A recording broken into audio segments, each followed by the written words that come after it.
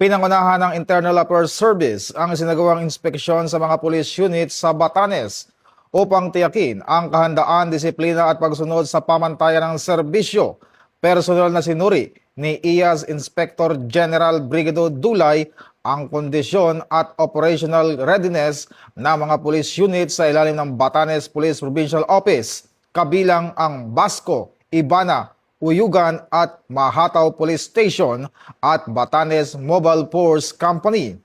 Sa kabila ng hamon ng distansya at limitadong resources, ipinakita ng mga pulis sa lalawigan ang matibay na dedikasyon sa pagpapanatili ng kapayapaan at kaayusan. Ayon sa IAS, mahalaga ang papel ng bawat pulis sa Batanes, lalo na sa pagpapatibay ng presensya ng bansa sa pinakadulong bahagi nito.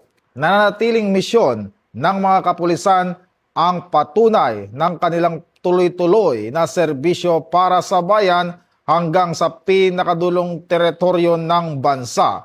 Ito ang bagong PNP para sa bagong Pilipinas, serbisyong mabilis, tapat at nararamdaman.